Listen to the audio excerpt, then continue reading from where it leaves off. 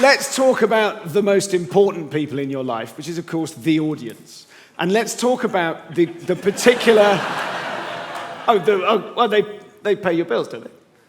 They pay my bills. Yeah, they do. You're beautiful people. I can't just go, yes, my audience. Well, what I want to talk about is specifically your relationship with them. You're the only comic who I've ever seen have like a heckle amnesty. And you're known throughout comedy, really, not just in this country, in America, everything. You are known as someone who just invites heckles and is just unbeatable with hecklers. Wanker. Feels like you're going to have to do better than that.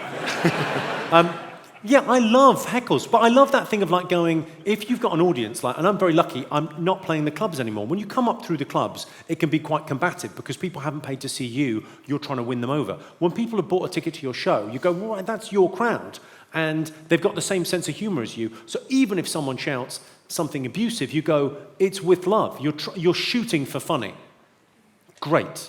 So it's like taking it on that kind of basis and then enjoying it, and then sometimes the great thing is, sometimes the heckler wins, and that's fine too. Because if it's funny, I remember like being heckled in Edinburgh late and live, which is a gig that doesn't start till 1 a.m. I mean, it's ridiculous. Everyone's hammered drunk. And it was quite early on. I've been doing comedy about 2 years. I was doing this gig, and it was like a big deal even to get booked on it. You're doing 20 minutes. I was about 15 minutes in, and I was doing great. I was really pleased with how I was doing. And a guy, just like in the middle of a joke, like halfway through a line, a guy just went, "My mum died of cancer." It's like, what the fuck is going on? I went, well, I wasn't talking about mums, and I wasn't talking about cancer. And he went, no, but it was funnier than this. Oh.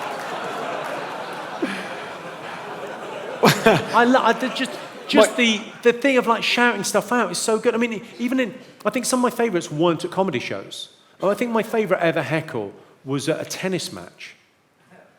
But just some guy in the crowd, I wish I could meet him and shake his hand. So I go and see a lot of tennis. I'm obsessed by tennis. It's my sport. I love it. Actually, my tennis coach is in. Santa's in somewhere. Hi, Santa. I'd love going to see tennis. So I was at Queen's Club. It's got to be 20 years ago now, and I was watching a British player, who shall remain Tim Henman. And he's a great player and a wonderful man, but he was not covering himself in glory on this occasion. He was playing shite.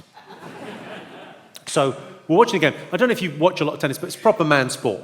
So when they're finished with a couple of games, they come in, they have a little sit down, they eat half a nana, they think about what they've done. As I say, it's a fucking man sport. So as Tim Henman's walking in to have the sit down, a guy in the crowd, not me, just a punter in the crowd goes, "There's a bit of shit at the end of your racket." And he looked.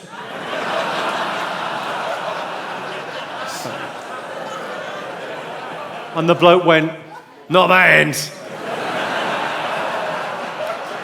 "Yes, please, more like that." I love... So good. I just love the appreciation you have for like the elements of that. Just like, poetry. The fact that he had to wait for it to drop. Yeah. Hello, I'm Jimmy Carr, and I'm announcing my new tour. It's called Jimmy Carr Laughs Funny, because there'll be laughs and it'll be funny, and because I laugh funny.